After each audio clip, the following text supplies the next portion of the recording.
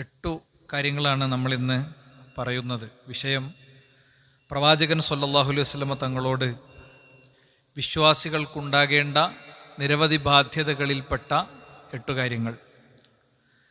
ഒറ്റവാക്കിൽ നമ്മൾ ചോദിക്കുകയാണെങ്കിൽ മക്കളോട് നമുക്കുള്ള ബാധ്യതകൾ എന്തൊക്കെയാണ്, മക്കളോട് നമുക്കുള്ള ബാധ്യതകൾ എന്തൊക്കെയാണ് എന്ന് ഞാൻ ചോദിക്കുമ്പോൾ ഒരുപക്ഷെ നിങ്ങളുടെ മനസ്സിൽ കുറച്ച് കാര്യങ്ങളൊക്കെ ഇങ്ങനെ വരുന്നുണ്ടാവും. മാതാപിതാക്കളോടുള്ള ബാധ്യതകൾ എന്തൊക്കെയാണ് എന്ന് ചോദിക്കുമ്പോഴും വരുന്നുണ്ടാകും. എന്നാൽ റസൂലുള്ളാഹി സ്വല്ലല്ലാഹി അലൈഹി വസല്ലം തങ്ങളോട് നമുക്കുള്ള ബാധ്യതകൾ എന്തൊക്കെയാണ്? ഏതാനും സെക്കൻഡുകൾ ഒരു ബഫർ ടൈം ഇടുകയാണ് ഞാൻ. റസൂലുള്ളാഹി സ്വല്ലല്ലാഹി അലൈഹി വസല്ലം തങ്ങളോട് നമുക്കുള്ള ബാധ്യതകൾ എന്തൊക്കെയാണ്? ധാരാളം ബാധ്യതകളുണ്ട്. ഒരു ഖുത്ബയിൽ എല്ലാം കൂടി നമുക്ക് പറയാൻ പറ്റില്ല. പക്ഷേ ഫറലായ 8 കാര്യങ്ങളാണ്. അതില്ലെങ്കിൽ അയാൾ വിശ്വാസിയല്ല. അങ്ങനത്തെ 8 കാര്യങ്ങളാണ് നമ്മൾ ഇന്ന് പഠിക്കുന്നത്. അതില്ലെങ്കിൽ അയാൾ നിസ്കരിച്ചതുകൊണ്ടും നോമ്പ് നോറ്റതുകൊണ്ടും ഇസ്ലാമിൻ്റെ ചിഹ്നങ്ങളിൽ കുറച്ചൊക്കെ പാലിച്ച് ജീവിച്ചതുകൊണ്ടും കാര്യമില്ല. അങ്ങനത്തെ 8 കാര്യങ്ങളാണ് ഞാൻ പറയുന്നത്. ആ 8 കാര്യങ്ങളിൽ എത്രണ്ണം നമുക്ക് ഓർമ്മയിൽ വരുന്നുണ്ട് എന്ന് വെറുതെ ഒന്ന് എല്ലാവരും ഒന്ന് ചിന്തിച്ചു നോക്കുക. അപ്പോൾ നമുക്ക് നമ്മളെ ഒന്ന് വിലയിരുത്താനും നമുക്ക് നമ്മളെ തിരുത്താനും ഒക്കെ സാധിക്കും. അതിലൊന്നാമത്തെ കാര്യം പ്രവാചകത്വത്തിലുള്ള വിശ്വാസമാണ്. അള്ളാഹുവിൻ്റെ റസൂൽ സല്ലല്ലാഹു അലൈഹി വസല്ലം അന്തിമ പ്രവാചകനാണ് എന്നും പ്രവാചക തിരുമേനിയുടെ അടുക്കൽ 600 ചിറകുകളുള്ള ജിബ്രീൽ എന്ന മലക്ക് പലവരും വന്നിട്ടുണ്ടെന്നും ആ ഘട്ടങ്ങളിലൂടെ റസൂലുള്ളാഹി സ്വല്ലല്ലാഹി അലൈഹി വസല്ലം തങ്ങൾക്ക് അവതരിച്ച് കിട്ടിയ വിശുദ്ധ ഖുർആൻ സമൂഹത്തിലേക്ക് എത്തിക്കുക എന്ന ബാധ്യതാ നിർവഹണമായിരുന്നു റസൂലുള്ളാഹിയുടെ ഉത്തരവാദിത്തമെന്നും ഒക്കെയുള്ള ശരിയായ വിശ്വാസമാണ്. അത് ബോധ്യപ്പെട്ട് വിശ്വസിക്കുക എന്നുള്ളതാണ്. ചെറിയ ക്ലാസ്സിൽ നിന്ന് മദ്രസ മുതൽക്ക് ഇങ്ങനെ പഠിച്ചു വന്നപ്പോൾ പറഞ്ഞു പഠിച്ചതിലുപരി എന്താണ് നിന്റെ നബിയാണ് മുഹമ്മദ് പ്രവാചകനാണെന്നുള്ളതിന് നിന്റെ അടുത്ത് എന്താ തെളിവുള്ളത് എന്ന് ഒരാൾ നമ്മളോട് ഒരു ട്രെയിനിൽ നമ്മൾ യാത്ര ചെയ്യണം. അപ്പോൾ ചോദിക്കുകയാണ് ഒരാൾ. അപ്പോൾ നമുക്കതിന് തെളിവ് എണ്ണി പറഞ്ഞു കൊടുക്കാൻ കഴിയണം. അങ്ങനെ അത് ബോധ്യപ്പെടുക എന്നുള്ളതാണ്. നമ്മൾ ദലായിലുൻ നുബുവ പ്രവാചകത്വത്തിൻ്റെ തെളിവുകൾ എന്നുള്ളത് എണ്ണമറ്റ തെളിവുകൾ പണ്ഡിതന്മാർ പഠിപ്പിച്ചിട്ടുണ്ട്. പീസ് റേഡിയോ കഴിഞ്ഞ 10 വർഷമായി ആദരണീയനായ എൻ്റെ ഒരു ഗുരുനാഥൻ 20 മിനിറ്റ് വീതമുള്ള 100 കണക്കിന് എപ്പിസോഡ് ഇപ്പോൾ ബ്രോഡ്കാസ്റ്റ് ചെയ്ത് കഴിഞ്ഞു. ഇതെന്തിനാ അതിവിടെ പ്രത്യേകം മെൻഷൻ ചെയ്തത്? പരലോകത്ത് നമുക്കെതിരെയുള്ള എതിർസാക്ഷ്യമാണത്. മഹാപണ്ഡിതന്മാരുടെ ഗ്രന്ഥങ്ങൾ വായിച്ച് അതിൽ നിന്ന് സാധാരണക്കാർക്ക് ഗ്രാഹ്യമാകും വിധം റസൂലുള്ളാഹി സ്വല്ലല്ലാഹി അലൈഹി വസല്ലം തങ്ങൾ അള്ളാഹുവിൻ്റെ പ്രവാചകനാണ്. ആകാശങ്ങളിൽ നിന്ന് മനുഷ്യൻ്റെ ഗവേഷണങ്ങൾക്കും അന്വേഷണങ്ങൾക്കും കണ്ടെത്താൻ കഴിയാത്ത, ഒരു ടെലസ്കോപ്പിലും പെടാത്ത, ഒരു സ്കാനിങ്ങിലും കിട്ടാത്ത, ഒരു ലാബിലും തെളിയാത്ത മലക്ക് എന്ന യാഥാർത്ഥ്യം, ആ മലക്ക് വന്നിട്ടുണ്ടെന്നും ജിബ്രീൽ അലൈഹിസ്സലാം വന്നിട്ടുണ്ടെന്നും പ്രവാചക തിരുമേനി സല്ലല്ലാഹു അലൈഹി വസല്ലം തങ്ങളെ കണ്ടിട്ടുണ്ടെന്നും ബോധ്യപ്പെടുന്ന, പകൽ വെളിച്ചം പോലെ ബോധ്യപ്പെടുന്ന പല നിലക്കുള്ള തെളിവുകൾ പണ്ഡിതന്മാർ ക്രോഡീകരിച്ചിട്ടുണ്ട്. 1-2 നമുക്ക് പറയാം. റസൂലുള്ളാഹി സ്വല്ലല്ലാഹു അലൈഹി വസല്ലം തങ്ങളും ഉസ്മാൻ റളിയല്ലാഹു അൻഹുവും സിദ്ദീഖ് റളിയല്ലാഹു അൻഹുവും ഉമർ ബിൻ ഖത്താബ് റളിയല്ലാഹു അൻഹുവും കൂടി ഉഹദിൻ്റെ മേലെ നിൽക്കുകയാണ്. അപ്പോൾ ഉഹദ് വറച്ചു. ഉഹദ് പ്രകമ്പനം കൊണ്ടപ്പോൾ ഉഹദിന്റെ മേലെന്ന് അവർ കാല് തെന്നി വീഴാനാവുമ്പോൾ റസൂലുള്ളാഹി ഉഹദിനോട് പറയുന്നുണ്ട്, ഉസ്ബുത് യാ ഉഹദ്, ഉഹദേ അടങ്ങി നിൽക്ക്, ഉഹദേ ഒതുങ്ങി നിൽക്ക്. ഫഇന്ന അലൈക നബിയ്യുൻ വസിദ്ദീഖുൻ വശഹീദാൻ, നിന്റെ കൂടെ നബിയുണ്ട്, നബിയെ സത്യപ്പെടുത്തിയ സിദ്ദീഖുണ്ട്, പിന്നെ 2 രക്തസാക്ഷികളുമുണ്ട്.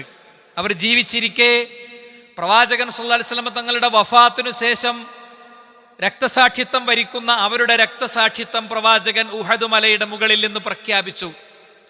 റസൂലുള്ളാഹി സ്വല്ലല്ലാഹു അലൈഹി വസല്ലം തങ്ങളുടെ പ്രിയ ശിഷ്യൻ ഉമർ ബിൻ ഖത്താബ് റളിയല്ലാഹു അൻഹു അദ്ദേഹം മിഹ്റാബിൽ നമസ്കരിച്ചു കൊണ്ടിരിക്കുമ്പോഴാണ് ജൂതശിയ ഗൂഢാലോചനയുടെ ഭാഗമായി അദ്ദേഹത്തെ പിന്നിൽ നിന്ന് കുത്തുന്നതും അദ്ദേഹം അവിടെ വീഴുന്നതും അവിടെ തന്നെ പിന്നെ അദ്ദേഹത്തിൻ്റെ രക്തം വാർന്നൊഴുകുന്നതും ഒക്കെ പ്രവാചകൻ സല്ലല്ലാഹു അലൈഹി വസല്ലം തങ്ങളുടെ വഫാത്ത് കഴിഞ്ഞ് സിദ്ദീഖ് റളിയല്ലാഹുവിന്റെ വഫാത്ത് കഴിഞ്ഞതിൻ്റെ ശേഷം ഉണ്ടാകുന്നത്. അപ്പോൾ പ്രവാചകന്റെ പ്രവചനം പുലർന്നു. 2 ഉസ്മാൻ റളിയല്ലാഹു അൻഹു അദ്ദേഹം ഖുർആൻ ഓതിക്കൊണ്ടിരിക്കുമ്പോഴാണ് വിപ്ലവകാരികൾ എന്ന് പിന്നീട് ചരിത്രം വിളിച്ച അവിവേകികൾ അദ്ദേഹത്തെ കൊല്ലുന്നതും അദ്ദേഹം ഓതിയ ഖുർആനിന്റെ താളുകളിലേക്ക് ആ രക്തത്തുള്ളികൾ ഇറ്റി വീഴുന്നതും ഒക്കെ. സ്വാഭാവികമായും ഇത് റസൂലുള്ളാഹി സ്വല്ലല്ലാഹു അലൈഹി വസല്ലം തങ്ങൾ പ്രവചിച്ചു എന്നതുകൊണ്ട് തന്നെ പ്രവാചകത്വത്തിന്റെ തെളിവാണത്. ഇനി മറ്റൊന്ന് കാണാം. തഖ്റുജു നാറും മിൻ അർളി ഹിജാസ്.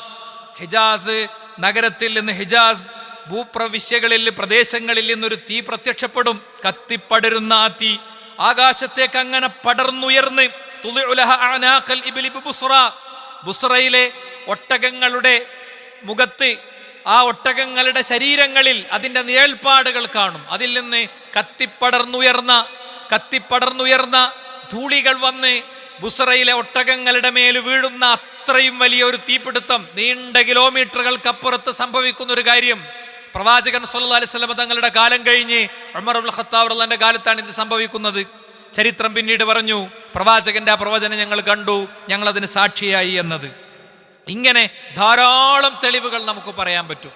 ഇൻഷാ അല്ലാഹ് ഒരു സമയമെടുത്ത് ചില കാര്യങ്ങൾ പിന്നീട് നമുക്ക് പഠിക്കാം. ചില സൂചനകൾ പറഞ്ഞു പോവുകയാണ്. അപ്പോൾ ഒന്ന്, പ്രവാചകനാണെന്നുള്ളതിൻ്റെ തെളിവുകൾ ആധുനിക കാലത്ത് നിന്നുകൊണ്ട് പറയാവുന്ന ധാരാളം കാര്യങ്ങളുണ്ട്, അല്ലെ? ആധുനിക കാലത്ത് സയൻസിന്റെ, ചരിത്രത്തിന്റെ ഒക്കെ പശ്ചാത്തലത്തിൽ പ്രവാചകത്വത്തിന്റെ രേഖകൾ നമുക്ക് ധാരാളം മുന്നോട്ട് വെക്കാൻ പറ്റും. ഇപ്പോൾ ഉദാഹരണം പറഞ്ഞാൽ, ഗർഭപാത്രത്തെക്കുറിച്ച്, യൂട്രസിനെ കുറിച്ച് ഖുർആന്റെ പ്രയോഗത്തിൽ ഫീ ളുലുമാത്തിൻ സലാസ്, 3 ഇരുട്ടറകൾക്കുള്ളിലൂടെ ഒരു മനുഷ്യ ജീവൻ രൂപം പ്രാപിക്കുന്നതിനെ കുറിച്ച് ഖുർആനിന്റെ പ്രയോഗമുണ്ട്.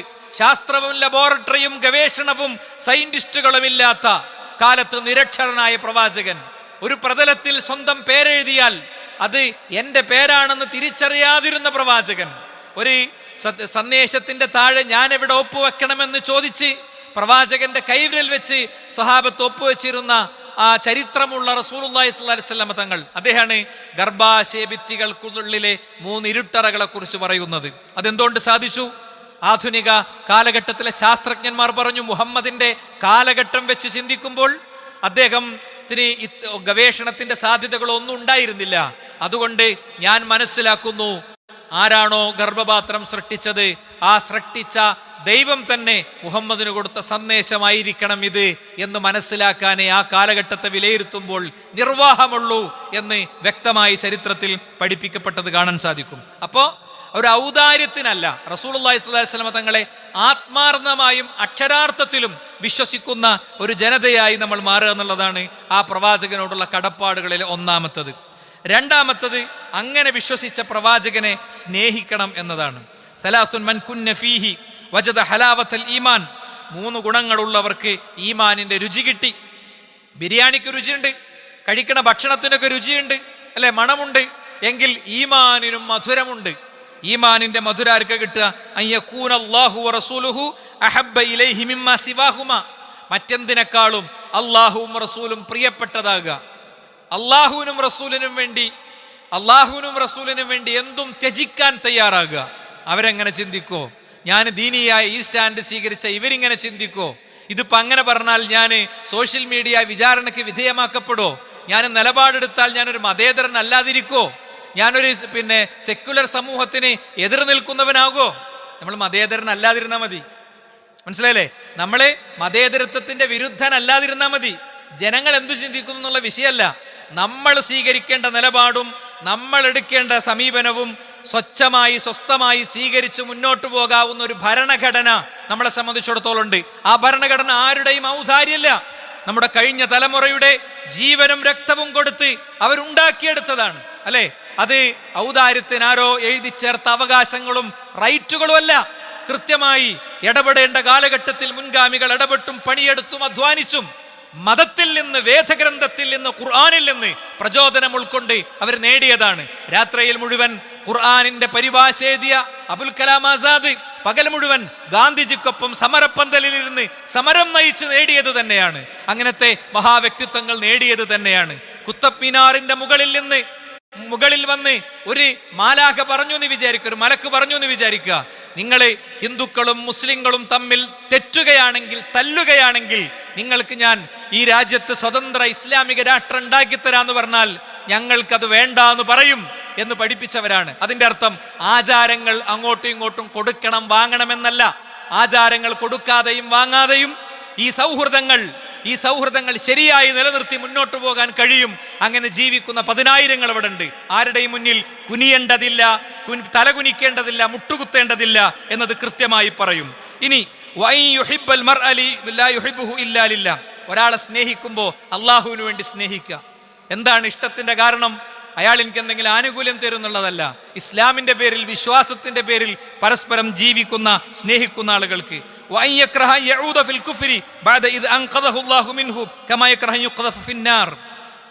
കുഫർ ഒക്കെ മനസ്സിലായതിന്റെ ശേഷം, ശിർക്കൊക്കെ മനസ്സിലായതിന്റെ ശേഷം ആ കുഫർ ചെയ്യേണ്ട ഘട്ടം വരുമ്പോൾ അതിൽ നിന്ന് മാറി നിൽക്കുക. ഏതുപോലെ? തീയിലേക്ക് എടുത്തു ചാടുന്നത് പോലെ ആ കുഫർ, ആ ശിർക്ക്, ആ ബിദ്അത്ത് അത് ചെയ്യുന്നതിനെ കാണുന്നൊരു മനസ്സുണ്ടാകുക. 4 ആൾ കൂടുന്നിടത്ത് ഞാൻ അവിടെ ഇല്ലാത്തൊരു ദിക്റിന് കൈവന്തിച്ചു കൊടുത്തിട്ടില്ലെങ്കിൽ ആൾക്കാരെന്നെ തുറിച്ചു നോക്കുന്നു പേടിച്ചിട്ട് കൈ ഇങ്ങനെ പതുക്കെ പൊക്കി അഡ്ജസ്റ്റ് ചെയ്ത് നിന്നൊടുക്കല്ല. ഇതാ ഹദീസിലെ വാചകം ഞാൻ വായിക്കണേ. കുഫറിലേക്ക് മടങ്ങുന്നതിനെ, അനുബന്ധങ്ങളിലേക്ക് മടങ്ങുന്നതിനെ ഒരാൾ വെറുക്കുക. ആ കുഫറിൽ നിന്ന്, ആ ബിദ്അത്തിൽ നിന്ന്, ആ ശിർക്കിൽ നിന്ന് രക്ഷപ്പെട്ടതിന് ശേഷം, ബോധ്യപ്പെട്ടതിന് ശേഷം, മനസ്സിലായതിന് ശേഷം അതിലേക്ക് മടങ്ങുന്നതിന് എങ്ങനെ കാണുക? തീ കുണ്ടാരത്തിലേക്ക് എടുത്തു ചാടുന്ന അത്ര വലിയ പ്രശ്നമായിട്ട് കാണുക. കാര്യപ്പെന്താ? ആ ഏടും പിടിച്ചൊന്ന് ഇരിക്കലല്ലേ, അല്ലേ? കാര്യപ്പെന്താ? വാപ്പ മരിച്ചപ്പോ വട്ടം കൂടിയിട്ട് 1300 കൊല്ലം പോയിട്ട് 300 കൊല്ലം പോലും പഴക്കല്ലാത്ത ഏടും പുസ്തകവും കിതാബും എടുത്ത് മൂത്താപ്പാനെ എളാപ്പാനെയും ബോധ്യപ്പെടുത്താൻ വേണ്ടി ഇരുന്നൊടുക്കുക. ആ പരിപാടിക്ക് പോകരുതെന്ന ഹദീസിന്റെ ചുരുക്കം. അപ്പോ അള്ളാഹുവിന്റെ റസൂൽ സല്ലല്ലാഹു അലൈഹി വസല്ലം തങ്ങൾ ഒന്നുകൂടെ പറഞ്ഞു, പ്രവാചകനോടുള്ള 2ാമത്തെ ബാധ്യത എന്താ? റസൂലുള്ളാഹിയെ സ്നേഹിക്കുക. എങ്ങനെ സ്നേഹിക്കുക? ഫവല്ലദീ നഫ്സി ബിയദിഹി, എന്റെ ആത്മാവ് ആരുടെ കയ്യിലാണോ അവൻ തന്നെയാണ് സത്യം. ലാ യുഅ്മിനു അഹദുക്കും, നിങ്ങളിൽ ഒരാളും നിങ്ങളുടെ വിശ്വാസം പൂർണ്ണമാവുകയില്ല. ഹത്താ അകൂന അഹബ്ബ ഇലൈഹി മിൻ വാലിദിഹി വവലദിഹി വന്നാസി അജ്മഈൻ, നിങ്ങളുടെ മാതാപിതാക്കളെക്കാളും മക്കളെക്കാളും സർവ്വതിനേക്കാളും ഞാൻ നിങ്ങൾക്ക് പ്രിയപ്പെട്ടവനാകുന്നതുവരെ. അങ്ങനെയാണോ പ്രിയപ്പെട്ടവരെ? നമ്മൾ ചിന്തിക്കണം. സ്വഹാബത്ത് പറഞ്ഞു, കുടിക്കുന്ന വെള്ളത്തെക്കാളും പ്രിയപ്പെട്ടതായിരുന്നു ഞങ്ങൾക്ക് നബി. ഞങ്ങൾ കുടിക്കുന്ന ദാഹജലത്തെക്കാളും പ്രിയപ്പെട്ടതായിരുന്നു മുത്തുനബി. അതുകൊണ്ട് മദീനയുടെ ചരിത്രത്തിൽ ഏറ്റവും സന്തോഷമുള്ള ദിനം ഏതായിരുന്നു? മദീനയുടെ ചരിത്രത്തിൽ ഏറ്റവും സന്തോഷമുള്ള ദിനം പ്രവാചകൻ മദീനയിലേക്ക് പ്രവേശിച്ച ദിനായിരുന്നു. പ്രവാചകന്റെ വഫാത്തിന് ശേഷം മദീനയിലേക്ക് ഇങ്ങനെ സഞ്ചരിച്ചു വരുന്നൊരു സ്വഹാബി അനുഭവം പറയുന്നുണ്ട്. ഹാജിമാരങ്ങ് മക്കത്തെത്തുന്ന കാലത്ത് മക്കയുടെ പ്രാന്തങ്ങളിൽ ഉയരുന്ന തൽബിയത്തിന്റെ മുഴക്കം പോലെ ഞാൻ മദീനയിൽ നിന്ന് ഒരു തേങ്ങൽ ഇങ്ങനെ കേട്ടുകൊണ്ടിരുന്നു. ആർത്ത് കരയാത്ത മനുഷ്യർ അവരുടെ സങ്കടങ്ങളെ ഉള്ളിലേക്ക് കടിച്ചു പിടിച്ച് പരസ്പരം ചേർന്ന് നിന്ന് പ്രവാചകന്റെ വഫാത്തിനെ നേരിടുകയാണ്. തിങ്കളാഴ്ച രാവിലെ ആ ദുഹാ നമസ്കാരത്തോടനുബന്ധിച്ച സമയത്ത് മുത്ത് റസൂലുള്ളാഹി തന്റെ പ്രിയതമയുടെ ബൈന നഹ്രി വ ഹിജ്രി, എന്റെ മാറിടത്തിനും എന്റെ നെഞ്ചിനും എന്റെ മടിക്കുമിടയിൽ ഇങ്ങനെ കടന്നിട്ട് അള്ളാഹുവിന്റെ റസൂൽ ഇങ്ങനെ കൈ ഉയർത്തി റഫീഖുൽ അഅ്ലാ, ഉന്നതങ്ങളിലെ രക്ഷിതാവിലേക്ക് ഞാൻ മടങ്ങുന്നു എന്ന് 3 തവണ പറഞ്ഞു. കൈ ആയിഷ ബീവിയുടെ തൊടയിലേക്ക് ഇങ്ങനെ വീണു. പ്രവാചകൻ വഫാത്തായി. ആ വാർത്ത കാട്ടുതീ പോലെ പടർന്നു. അന്ന് അവർ ദുഃഖിച്ചു, അന്ന് അവർ സങ്കടപ്പെട്ടു. നമ്മളെ ആ ദുഹാ നിസ്കാരത്തിന്റെ നേരം നോക്കി ദഫ്മുട്ടും പരിപാടിയും കൊണ്ട് റോട്ടിലേക്ക് ഇറങ്ങുകയാണ്. വിഷയത്തോട് പ്രതികരിക്കുമ്പോൾ മുസ്ലിം സമുദായത്തിന്റെ അനൈക്യത്തെ കുറിച്ചാണ് ചില ആൾക്കാർ പറയാ. നമ്മൾ ഐക്യത്തിലെത്തണമെങ്കിലും, നമ്മൾ സുഭദ്രമായ സമൂഹമാകണമെങ്കിലും, നമ്മൾ അള്ളാഹുവിന്റെ അനുഗ്രഹം കിട്ടുന്ന സമൂഹമാകണമെങ്കിലും അള്ളാഹ് പറഞ്ഞോടുത്ത് നിൽക്കണം. അള്ളാഹ് പറഞ്ഞോടുത്ത് നിന്നാൽ ഒരു സമൂഹം അള്ളാഹു പറഞ്ഞോടുത്ത് നിന്നാൽ ആകാശത്ത് നിന്ന് അവർക്ക് അനുഗ്രഹം ഇറങ്ങുന്നതാണ്. അള്ളാഹുവിന്റെ റസൂലിന്റെ സ്വഹാബത്ത് വേദനിച്ചു, ദുഃഖിച്ചു, വിഷമിച്ചു, സങ്കടപ്പെട്ടു. അവർ ചേരിയായി തിരിഞ്ഞു. പ്രവാചകൻ വഫാത്തായിട്ടില്ലെന്ന് പറയുന്നവരുണ്ടായി. ഉമർ ഖത്താബ് റളിയല്ലാഹു അൻഹു അവരുടെ നേതാവായി. പ്രവാചകൻ വഫാത്തായി ആരെങ്കിലും പറഞ്ഞാൽ ഇനി മൂസാ നബി തൗറാത്ത് വാങ്ങി തിരിച്ചു വന്നതുപോലെ കുറെ ദിവസം കഴിയുമ്പോൾ റസൂൽ തിരിച്ചു വരും. അന്ന് നിങ്ങളെ ഞാൻ കാണിച്ചു തരാ, വെട്ടി നുറുക്കി കയ്യും കാലും കൊത്തി നുറുക്കി ഞാൻ താഴിടും എന്ന് അദ്ദേഹം പറയുന്ന രംഗമൊക്കെ ഉണ്ടായി. അപ്പോ അത്രയും അഗാധമായി അവർ സ്നേഹിച്ചു, മാതാപിതാക്കളെക്കാളും സ്നേഹിച്ചു, അല്ലേ? നോക്കൂ നിങ്ങള്, പ്രവാചകന്റെ ഒരു സ്വഹാബി യുദ്ധമുഖത്ത് ഇങ്ങനെ മുന്നോട്ട് പോവാണ്. യുദ്ധാണ്, യുദ്ധത്തിന്റെ നയാണ്. അത് സമാധാന കാലത്തെ നയാകൂല. അവിടെ വെട്ടും കുത്തുമൊക്കെ ഉണ്ടാകും, അല്ലേ? പരമാവധി യുദ്ധത്തിന്റെ സാധ്യതകളെ ഇല്ലാതാക്കും. അതുകൊണ്ടാണ് 23 വർഷം കൊണ്ട് ആകെ 8 യുദ്ധമാണ് റസൂലുള്ളാഹി സ്വല്ലല്ലാഹു അലൈഹി വസല്ലം തങ്ങൾ നയിച്ചത്. അതിലാകെ 750 ആളുകളാണ് ആകെ മരണപ്പെട്ടത്, അല്ലേ? എന്നിട്ടാണ് 1ാം ലോക മഹായുദ്ധവും 2ാം ലോക മഹായുദ്ധവും ഒക്കെ ഇപ്പോഴും മഹായുദ്ധങ്ങൾ ഒക്കെ നടത്തുന്ന ആളുകൾ പ്രവാചകന് ചാർജ് ഷീറ്റ് കൊടുക്കുന്നത്. നമ്മൾ സമുദായം, ഞാൻ, നിങ്ങൾ, നമ്മുടെ കടത്തിണ്ണകളിൽ, നമ്മുടെ സോഷ്യൽ മീഡിയ ഹാൻഡിലുകളിൽ, നമ്മൾ ഒത്തുകൂടുന്ന കല്യാണ സദസ്സുകളിൽ, മരണ സദസ്സുകളിൽ ഇത് പറയാനും പ്രതിരോധിക്കാനും അറിയാത്തത് കൊണ്ട് ആരൊക്കെയോ ഭീതിപ്പെടുത്തുന്നവന്റെ മുന്നിൽ മുട്ടടിച്ച് ഇരിക്കുകയാണ്, അല്ലെ? മുട്ടടിച്ചിരിക്കുകയാണ്. കണ്ടന്റില്ല നമ്മളെടുത്ത്, വിഷയമില്ല. വിഷയമുള്ള ഒരാളോടും സംവദിക്കാനും വർത്തമാനം പറയാനും ഒരാൾക്കും പറ്റൂല. അതുകൊണ്ട് ക്ലിയർ കട്ടായി ഞാൻ പറയുന്നു, റസൂലുള്ളാഹി സ്വല്ലല്ലാഹു അലൈഹി വസല്ലം തങ്ങളെ സ്നേഹിക്കുക എന്നത് വിശ്വാസിയുടെ ബാധ്യതയാണ്. ഉമർ ഇബ്നുൽ ഖത്താബ് റളിയല്ലാഹു അൻഹു പറയുന്നുണ്ട്, നബിയെ, എനിക്ക് എൻ്റെ ശരീരം കഴിഞ്ഞാൽ ഏറ്റവും പ്രിയപ്പെട്ട ആൾ നിങ്ങളാണ്. സത്യസന്ധമായിട്ട് അദ്ദേഹം പറഞ്ഞപ്പോൾ അള്ളാഹുവിൻ്റെ റസൂൽ പറഞ്ഞു, ഉമറേ, നിങ്ങളെ വിശ്വാസം പൂർത്തിയായിട്ടില്ല, നിങ്ങളെ ശരീരത്തെക്കാളും നിങ്ങൾ എന്നെ സ്നേഹിക്കണം. അതിൻ്റെ അർത്ഥം എന്താ? നമുക്ക് നഷ്ടം വരും. ദീനിലെ ഒരു കാര്യം അതേ നിലപാടെടുത്താൽ നഷ്ടം വരും, അല്ലേ? യുദ്ധമുഖത്ത് അദ്ദേഹത്തെ അറ്റാക്ക് ചെയ്യാണ്, വാപ്പ മുന്നിൽ വന്നിട്ട് തടസ്സം സൃഷ്ടിക്കുകയാണ്. അവസാനം അദ്ദേഹം എന്താണെന്നറിയോ? ഒരുപാട് സ്വഹാബിമാര് വാപ്പ മുന്നിൽ വന്ന് നിന്ന് മോന് തടസ്സം തീർത്തപ്പോ ഒരുപാട് സ്വഹാബിമാരുടെ ജീവൻ പോണണ്ടപ്പോ അദ്ദേഹം ആ കഴുത്തിൻ്റെ അറുത്തു. എന്നിട്ട് അത് കുന്തത്തുമണ ഞാട്ടി. പലരും പറഞ്ഞു അത് വേണ്ടിയിരുന്നില്ല, അല്ലേ? യുദ്ധമുഖമാണ്, ഖുർആൻ അദ്ദേഹത്തിന് പിഴവ് പറ്റിയിട്ടില്ല എന്ന് പറഞ്ഞു. അവിടുത്തെ വിഷയം എന്താ? സ്വന്തം വാപ്പയെക്കാളും മാതാപിതാക്കളെക്കാളൊക്കെ പ്രിയപ്പെട്ടത് അതാ. നമുക്ക് ആ ജാതി പല പേടിയുണ്ടാവും. നോക്കൂ നിങ്ങൾ, മഹാനായ സഅദ് റളിയല്ലാഹു അൻഹുവിൻ്റെ ഉമ്മ അദ്ദേഹം ഇസ്ലാം സ്വീകരിച്ചപ്പോൾ പറഞ്ഞു, മോനെ, നീ ഇസ്ലാം ഉപേക്ഷിച്ചിട്ടില്ലെങ്കിൽ ഞാൻ വസ്ത്രമുരിഞ്ഞ് ഭക്ഷണം കഴിക്കാതെ വെള്ളം കുടിക്കാതെ ഈ മുറ്റത്ത് നിൽക്കും. അങ്ങനെ ഞാൻ മരിച്ചു വീഴുമ്പോൾ ഉമ്മയെ കൊന്ന സഅദ് എന്ന് നിന്നെ ജനം വിളിക്കും എന്ന് പറഞ്ഞപ്പോൾ അദ്ദേഹം അതിനെ ശാന്തമായി കൊടുത്തൊരു ഉത്തരമുണ്ട്. ശാന്തമായി ഉമ്മയെ ഉപദേശിച്ചിട്ട് ഉമ്മ വഴങ്ങാതിരുന്നപ്പോൾ മകൻ സ്നേഹം വെച്ചിട്ട്, ഉമ്മ സ്നേഹം വെച്ചിട്ട് തന്നെ ചൂഷണം ചെയ്യുന്നു എന്ന് മനസ്സിലായപ്പോൾ അദ്ദേഹത്തിന് കൊടുത്ത ഉത്തരം എന്താ അറിയോ? വലൗകാനത്തിലേക്ക് നിങ്ങൾക്ക് 100 ശരീരം ഉണ്ടെന്ന് വിചാരിക്കും ഉമ്മച്ചേ, നിങ്ങൾക്ക് 100 ശരീരം ഉണ്ടെന്ന് വിചാരിക്കുക. ഓരോ ശരീരങ്ങളും അങ്ങനെ മരിച്ചു വീണാലും ഞാൻ എൻ്റെ ഹൃദയത്തിൽ ഉൾക്കൊണ്ട നിലപാട് നിനക്ക് മാറാൻ പറ്റൂല എന്നാണ് അദ്ദേഹത്തിന് കൊടുത്ത ഉത്തരം. മനസ്സിലായില്ലേ? അപ്പോൾ നമ്മൾ ആത്മാർത്ഥമായി ഉൾക്കൊള്ളുന്ന വിശ്വാസങ്ങൾ, നിലപാടുകൾ, സമീപനങ്ങൾ അത് ശാന്തമായി സ്വീകരിച്ച് അത് ഉൾക്കൊള്ളണതിനനുസരിച്ച് നമ്മളെ സ്വഭാവത്തിനും പെരുമാറ്റത്തിനൊക്കെ വലിയ ഒതുക്കണ്ടാവും. ഈ അടുത്ത പ്രദേശത്തുള്ളൊരു സുഹൃത്ത് ഇസ്ലാം സ്വീകരിച്ചപ്പോൾ അദ്ദേഹത്തിൻ്റെ അമ്മക്ക് അസുഖമായപ്പോൾ പെങ്ങന്മാരൊക്കെ പറഞ്ഞു, അമ്മനോട് നീ മുസ്ലിം അല്ല എന്നൊന്ന് പറഞ്ഞാൽ മതി, വേറെ ഒന്നും ചെയ്യണ്ട. അദ്ദേഹം പറയാൻ വേണ്ടി ഇങ്ങനെ ചെന്നിട്ട് അവസാനം പറഞ്ഞു, അമ്മേ, ഞാൻ മുസ്ലിം ആയിട്ടുണ്ട്, അമ്മയും മുസ്ലിം ആകണമെന്ന്. മനസ്സിലായില്ലേ? അത്രേ ഉള്ളൂ വിഷയം. മാതാപിതാക്കൾ അമുസ്ലിങ്ങളാണെങ്കിലും ആരാണെങ്കിലും അവരെ സംരക്ഷിക്കുക എന്നുള്ളത് 100% ബാധ്യതയാണ്. തന്നെ ദ്രോഹിക്കുന്ന ആളാണെങ്കിൽ പോലും മാതാപിതാക്കളുടെ കാര്യത്തിൽ മസല വേറെയാണ്. പക്ഷേ വിശ്വാസവും അവിശ്വാസവും അത് വേർതിരിയുന്നിടത്ത് സമീപനം വേറെ തന്നെ ആയിരിക്കും. നോക്കൂ നിങ്ങൾ, പ്രവാചകൻ പറയാ, മിൻ അശദ്ദി ഉമ്മത്തി ലി ഹുബ്ബൻ നാസുൻ യകൂനൂന ബഅദി യവദ്ദു അഹദുഹും ലി ലൗ റആനി ബി അഹ്ലിഹി വമാലിഹി. എൻ്റെ ഉമ്മത്തിൽ എന്നെ ഏറ്റവും സ്നേഹിക്കുന്ന ഒരു അവസാനം ആഗ്രഹിക്കും, സ്വന്തം മക്കളെയും സമ്പത്തും മുഴുവൻ കൊടുത്തിട്ടാണെങ്കിലും എനിക്ക് നബിനെ കാണണം. പ്രവാചകൻ സല്ലല്ലാഹു അലൈഹി വസല്ലം തങ്ങളെ പ്രവാചകനെ സ്വപ്നത്തിൽ കാണാൻ വേണ്ടി കഷ്ടപ്പെടുന്ന കുറേ ആൾക്കാരുണ്ട്, അല്ലേ? പ്രവാചകനെ സ്വപ്നത്തിൽ കാണാൻ വേണ്ടി കഷ്ടപ്പെടുന്ന, അതിനുള്ള ദിക്റും അതിനുള്ള പ്രത്യേക ദുആയും ഇസ്ലാമിലുള്ള ധാരാളം ദിക്റും ദുആക്കുണ്ട്. ആരോ ഫാബ്രിക്കേറ്റഡായി ആരോ പണിതുണ്ടാക്കിയ ദിക്റും ചൊല്ലി പ്രവാചകനെ കാണണമെന്നും വിചാരിച്ചിരിക്കുകയാണ്. പ്രവാചകൻ സല്ലല്ലാഹു അലൈഹി വസല്ലം തങ്ങൾ സ്വപ്നത്തിൽ പ്രത്യക്ഷപ്പെട്ടാൽ പ്രവാചകൻ സല്ലല്ലാഹു അലൈഹി വസല്ലം തങ്ങളുടെ രൂപത്തിൽ ശൈത്താന് വരാൻ പറ്റില്ല എന്ന ഹദീസിലുണ്ട്. അത് ഹക്കാണ്. പക്ഷേ ഈ വന്നത് പ്രവാചകനാണോ അല്ലേന്ന് മനസ്സിലാക്കാനുള്ള എന്ത് ഡൂളാ നമ്മുടെ അടുത്തുള്ളത്? എന്തിലുണ്ടോ? അതുകൊണ്ട് തന്നെ പ്രവാചകനോ സഹാബത്തോ മുൻഗാമികളോ നബിനെങ്ങനെ സ്വപ്നത്ത് കാണാനല്ല, സ്വർഗത്ത് കാണാനാണ്. സ്വർഗത്ത് കാണാനുള്ള പണിയെടുക്കേണ്ടത്. ആ സ്വർഗത്ത് കാണാനുള്ള പണി എന്താ? പ്രവാചകനെ ആത്മാർത്ഥമായിട്ട് സ്നേഹിക്കുക, പ്രവാചകൻ സ്നേഹിക്കാൻ പറഞ്ഞതുപോലെ സ്നേഹിക്കുക. അതെങ്ങനെയാണ്? ആ പ്രവാചകനെ സ്നേഹിക്കൽ എങ്ങനെയാണ്? അതുകൂടി നമ്മൾ പഠിക്കണം. സ്വഹാബത്തിൻ്റെ സ്നേഹം നോക്കൂ നിങ്ങൾ. പ്രവാചകന്റെ സ്വഹാബത്ത് പറഞ്ഞെന്തറിയോ? ഉഹദ് നടക്കാണ്, അമ്പുകൾ മുഴുവൻ പ്രവാചകന്റെ നെഞ്ചിലേക്കാണ്. 10 സ്വഹാബിമാരാണ് പ്രവാചകന്റെ കൂടെ ആകെ ബാക്കിയുള്ളത്. അവര് പ്രവാചകന്റെ ചുറ്റും നിന്നിട്ട് പറഞ്ഞു, ഫിദാക അബീ വ ഉമ്മി യാ റസൂലല്ലാഹ്, അല്ലാഹുവിന്റെ റസൂലേ, ഞങ്ങളുടെ ഉമ്മയെയും ഉപ്പയെയും അടക്കം നിങ്ങൾക്ക് ജീവബലി നൽകിയിരിക്കുന്നു. നഹരി ദൂന നഹറക്, നബി എവിടെ ഇരിക്കൂ, നിങ്ങളുടെ നെഞ്ചിലേക്കല്ല ഞങ്ങളുടെ നെഞ്ചിലേക്ക് വരട്ടെ. അങ്ങനെ അനസ് ബിൻ നളീറിന്റെ ശരീരത്തിലേക്ക് ഇങ്ങനെ അസ്ത്രങ്ങൾ വന്നിട്ട് അദ്ദേഹത്തിന്റെ ശരീരത്തിൽ അത്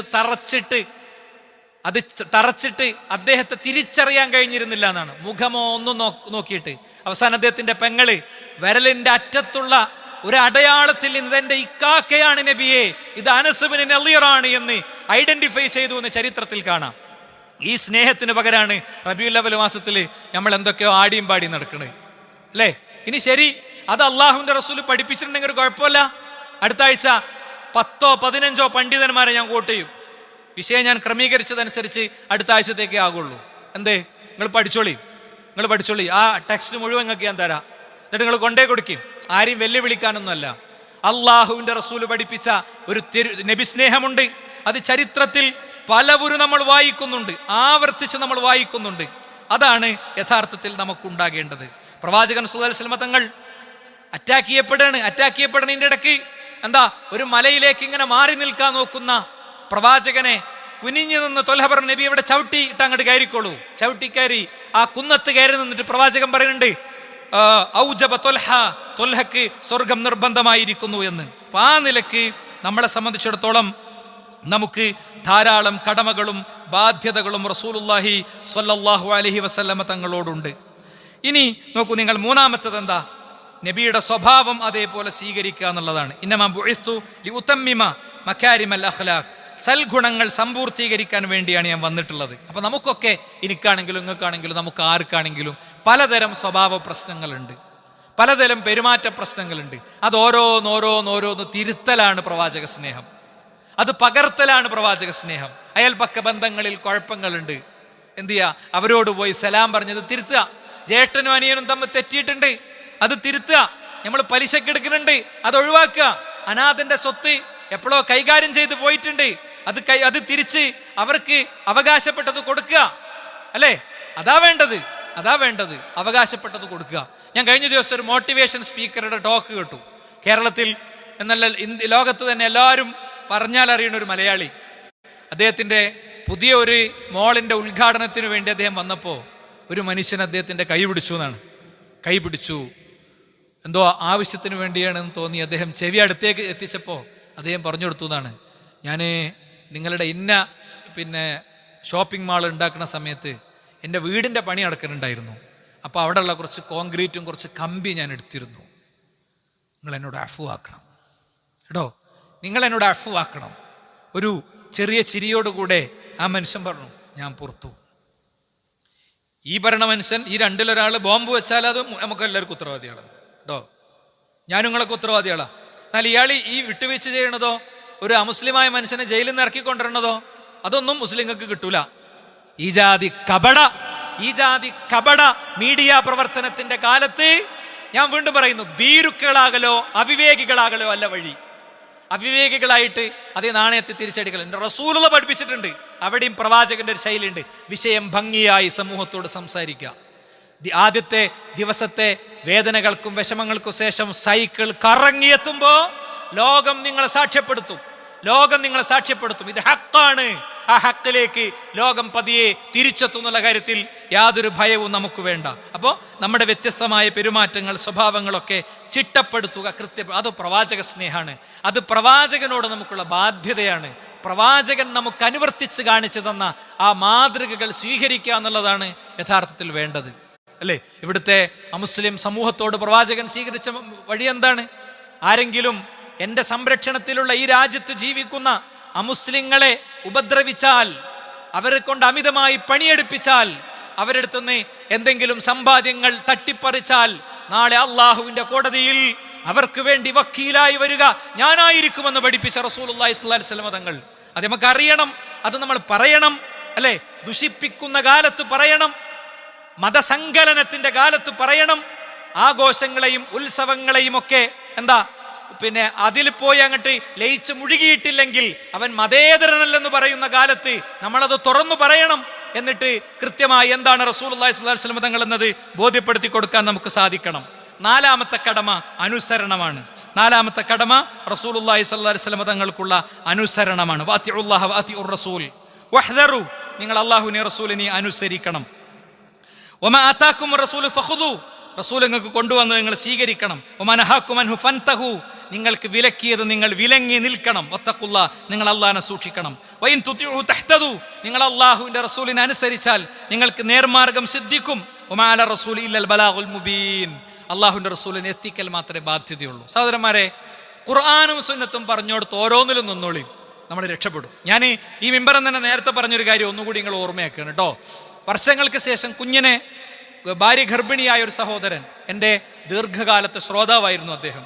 ആ വെള്ളിയാഴ്ച അദ്ദേഹം ഇല്ല, ജുമാ ഖുത്ബ കഴിഞ്ഞ് ഞാൻ ഇറങ്ങിയപ്പോൾ അദ്ദേഹം എന്നെ വിളിച്ചു. എന്നിട്ട് എൻ്റെ അടുത്ത് പറഞ്ഞു, മൗലവി ഇങ്ങനെ ഭാര്യ പ്രഗ്നൻ്റായ കാര്യം ഞാൻ പറഞ്ഞിരുന്നല്ലോ, ഇപ്പോൾ ഡോക്ടർ പറയുന്നത് 5-ാം മാസത്തെ ഡീറ്റെയിൽ ടെസ്റ്റ് കഴിഞ്ഞപ്പോൾ കുട്ടിക്ക് തലച്ചോറില്ല, കുട്ടിക്ക് കണ്ണില്ല, മൂക്കില്ല ഒക്കെയാണ് പറയണത്, ഒഴിവാക്കണം എന്നാണ് പറയുന്നത്. മൗലവി ഒഴിവാക്കാൻ മനസ്സ് വരുന്നില്ല. അദ്ദേഹത്തിൻ്റെ ശബ്ദടറി, അദ്ദേഹത്തിൻ്റെ ഭാര്യ അദ്ദേഹം വലിയ വിഷമത്തിലായി.